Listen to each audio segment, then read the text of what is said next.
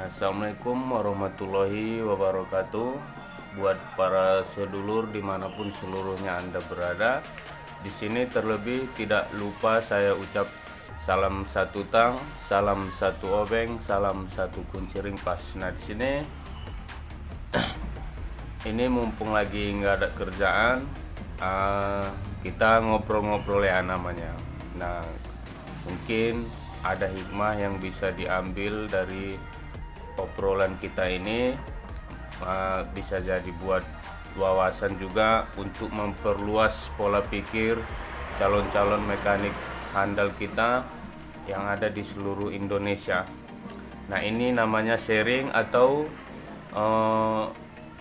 saling bertukar pikir ya namanya. Nah di sini pembahasannya adalah atau obrolannya adalah dimana sering mengatakan kalau suatu oversize mesin itu semakin tinggi, bukankah dia semakin bagus atau semakin makjos gitu ya kira-kira. Nah sini, nah itu semua seperti yang kita pahami di dalam dunia otomotif pada mesin. Nah itu kan ada yang harus saling berkesinambungan. Nah tapi sebelumnya, kalau misalnya kalau untuk motor standaran di bengkel untuk kendaraan masyarakat pada umumnya, kalau saya kalau sampean yang nggak tahu, kalau saya pribadi itu kalau untuk pakai harian itu limit terakhir yang bisa saya aplikasi adalah di oversize 100 atau 1,00 mm. Nah itu kalau untuk pakai harian.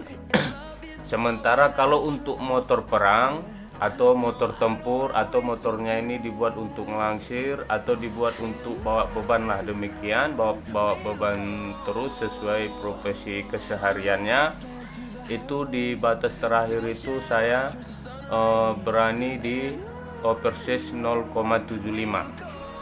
Nah karena itu kan untuk motor standaran. Nah kadang sering jadi perbincangan dimana kadang kita ganti blok, apa alasan untuk ganti blok, atau misalnya susah mencari piston yang oversize 0,75, tetap kita hindari supaya tidak naik oversize ke 125 atau 150-an gitu ya kira-kira. Nah karena hal itu ada yang mengatakan, loh bang, bukannya komanya atau oversize-nya semakin tinggi, bukankah dia semakin bagus, semakin jos, kompresnya kuat? Nah ya nggak apa-apa, nggak usah ganti blok, nggak usah ganti botolan, nggak usah distandarin lah, ya biarin aja.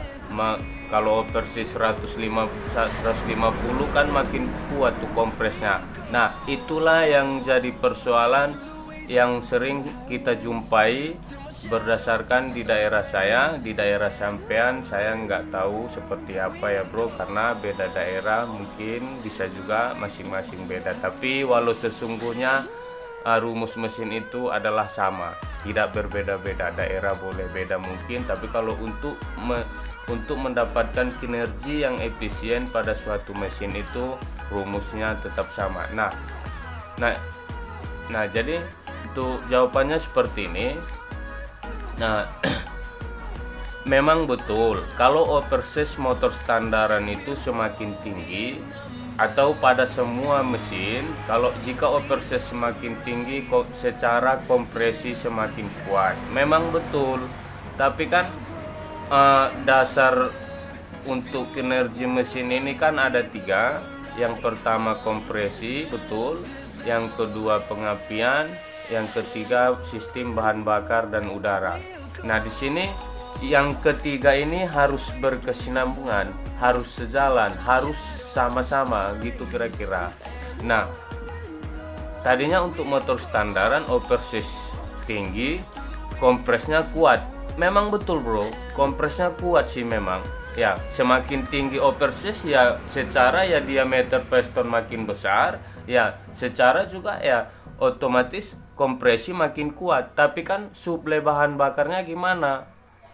Nah kan gitu. Nah suplai bahan bakar kalau cuman kompresi aja yang tinggi, suplai bahan bakar masih tetap dengan overseas standaran yang sebelumnya, demikian juga pengapiannya, ya sama aja bro, sama aja.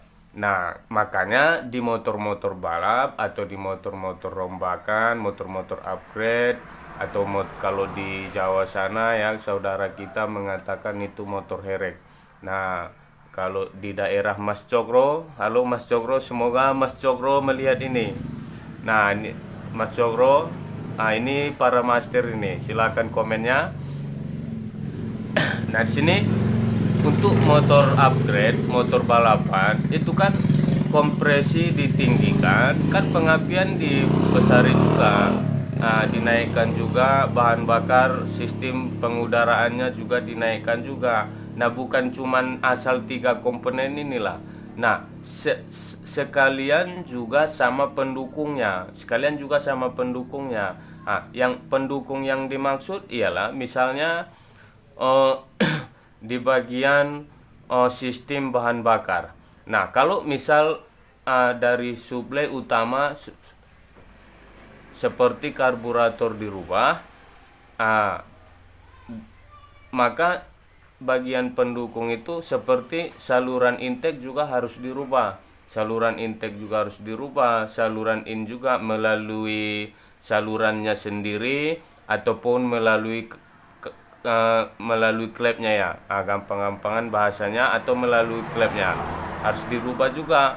Nah semua harus dirubah.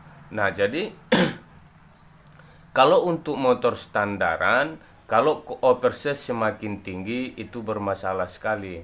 Nah bagi saya pribadi, kalau overseas sudah semakin tinggi untuk motor standaran, itu efeknya yang paling jelas itu ada 3.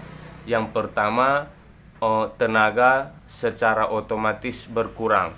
Berkurangnya tenaga ini karena memang kompresi tinggi, tapi karena tidak kesesuaian kompresi yang tinggi dengan suplai bahan bakar udara dan pengapian. Nah itu yang pertama. Nah terus yang kedua,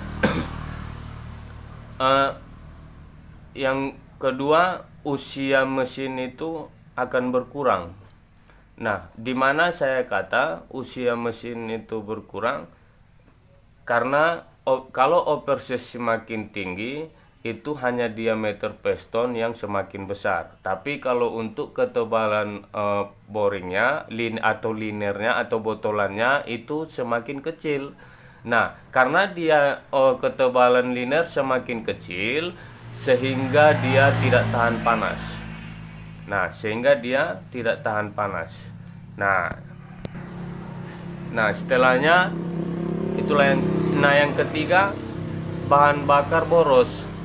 Bahan bakar boros disebabkan ruang kompresi atau volume pengkompresian semakin besar, tentunya membutuhkan atau menghasilkan kevakuman dalam jumlah besar juga untuk memakumkan suplai bahan bakar.